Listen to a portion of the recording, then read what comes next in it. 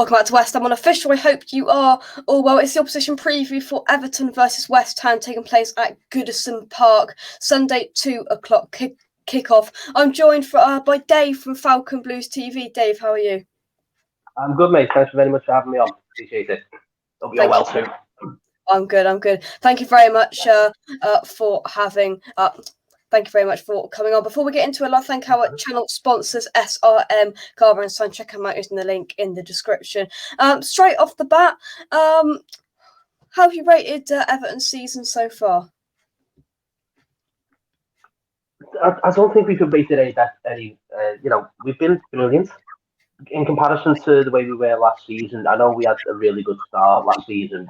West Ham at home, and the results that we were getting, where we were almost scoring for fun. Getting results at Tottenham in the opening day of the season. Then like I said, the West Brom game where it was 5-1, in the end of 5-2.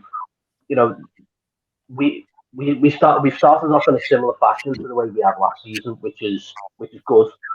But I think as last season peters out, this is now an opportunity for Everton to push on and really, keep this momentum going. So the results that we've had, the last few weeks have been not short of excellence. Hard work, and we've suddenly become a team, if you like, rather than a team of individuals. It almost seemed last season where it was the Charleston show, or it was the James Rodriguez show, or we were having to rely on individual players to push the team up and push the team forward. Where in this case, it's been like every person getting involved, everyone in the team, and even when we struggle with injuries at the moment. Yeah, we've all pushed on, and we really, really have gelled well as a team, and that is full credit to the manager at the moment. Yeah, I mean, you mentioned the manager there. You've got Carlo Ancelotti last season. With him, I'll get your thoughts in a second. But with him, it almost felt like a Manuel Pellegrini of West Ham a couple of years ago. This big name manager was brought in, and it didn't work. Would you agree? Definitely. I think from what we've all heard in, as it's come through, all these rumours start circulating once your manager goes, it all starts getting leaked out and whatever, that it was a case of Ancelotti went into the training ground and went, just play, just go and train amongst yourselves and get yourselves fit and everything else. And you could see where that ran through, especially at home, given our poor home form, but really good away form. So it was a weird situation at Everton. But then the likes of, we had players like Rodriguez who literally wants to play when he can be bothered, rather than saying, listen, I'm fit, I'm ready to play, I'm here Saturday, Sunday, Monday, Tuesday, whatever day you want to give me, I'm here to play. And it just seemed like that was like, oh, well, yeah. Do you know what I mean? It's almost like when you've got like a poor boss in work and you can just take the mickey out of everyone, and you just skate by in your day. And that's what it felt like with Everton. And you could see it almost in like players' attitudes, and almost like but it went right through the core of Everton. It didn't just stop at like the manager. It went through the players, and you could see it. There's certain players who just skated by, and I just don't see that's gonna happen this season now with the new manager. What's Everton's what's the whole Everton fan base's thoughts been on bringing in Rafa Benitez, and what has the Everton fan base made of him so far? He's won a lot of people over. He wasn't my first choice. Certainly wasn't my second, third, or fourth, to be honest with you, because of his Liverpool background more than anything. He's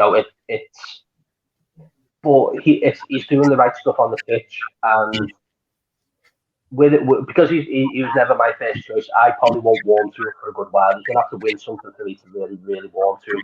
But his results are showing, and you can't escape the results, the performances. The way he's turning players around, players who were fringe players who weren't really playing that well, who suddenly started to pull the socks up a little bit and play for the manager.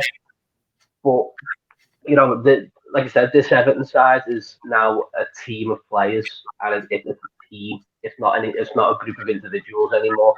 Which I don't think Benitez takes any crap from anyone, and that's what you want to see from a manager.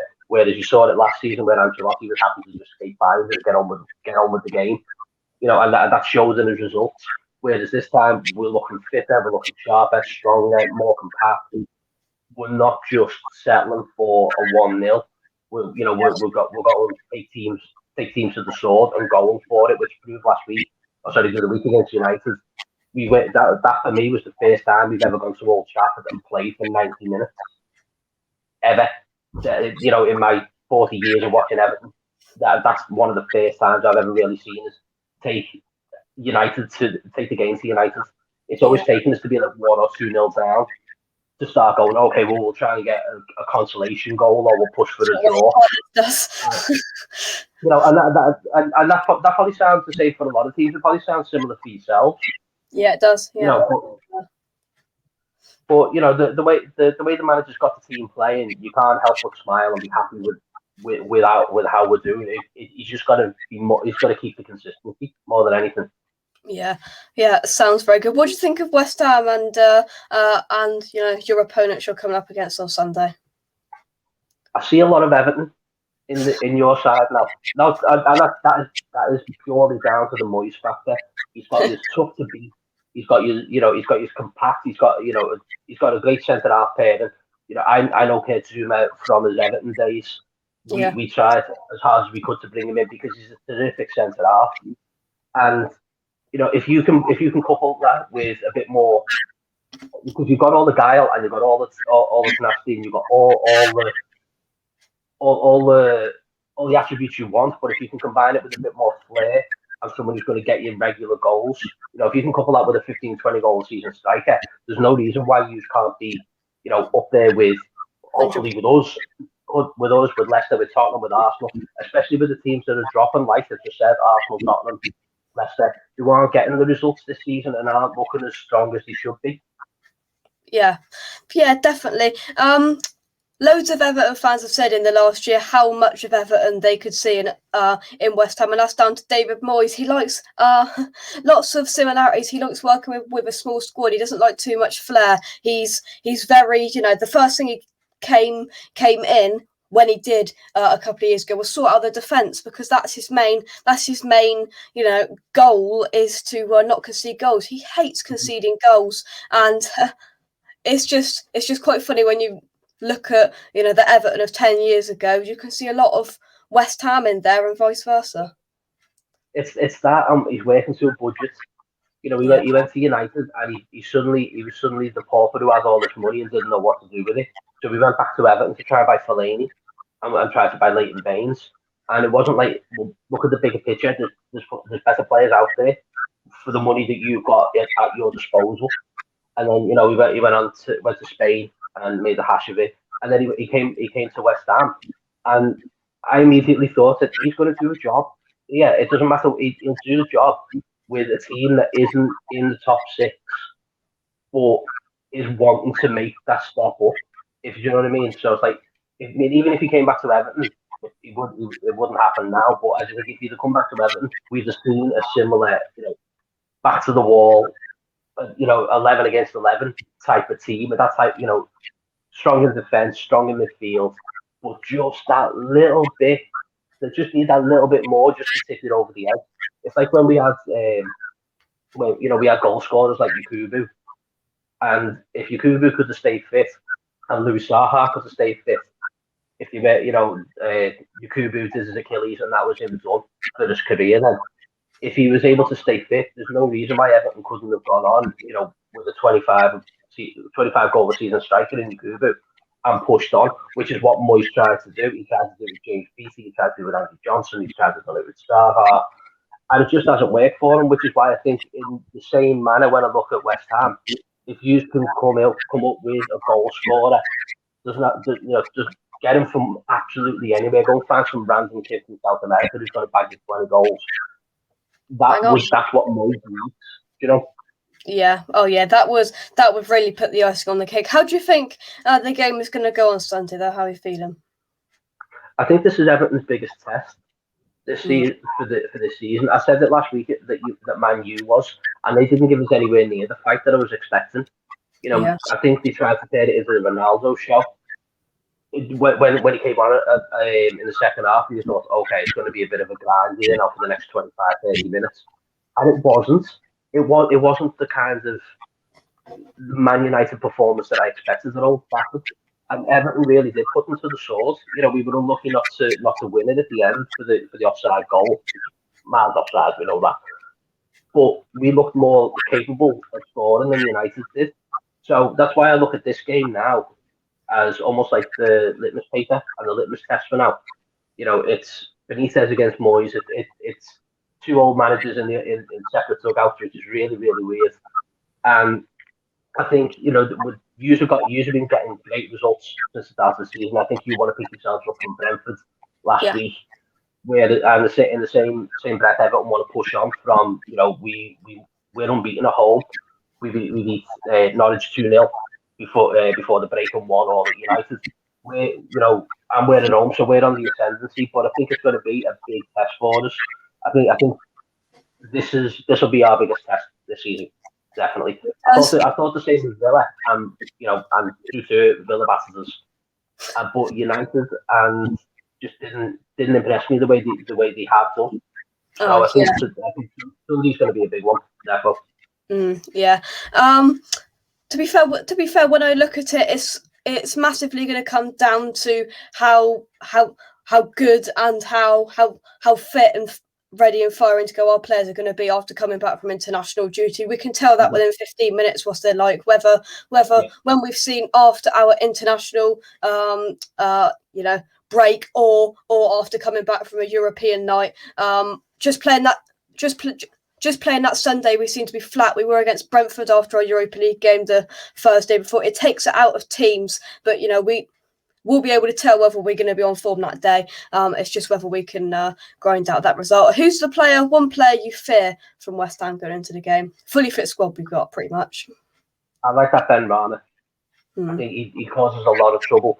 But I also even think, in a similar vein, the way Andros Townsend has picked up for us and been playing exceptionally well. So is Mikel Antonio. Yeah. Do you know what I mean? He didn't have, he scored 3 or 4? He's in 4 goals this season already. And we got Andros Townsend, who's on 5, and that's more than he scored in the last 2 seasons for Palace. So there's 2 players there that are, both playing exceptionally well. And I think Mikel Antonio, for me, especially with the way our defence can be sometimes, I think we can blow hot and cold with our defence, especially if we pick the right centre halves. Because obviously, Yerry Mina's been playing exceptionally well. Michael Keane hasn't had the best start, but is slowly coming around. So it's going to be a good tussle between them two. I think Ben Rama and Antonio against our defence will be really, really good to watch. Yeah.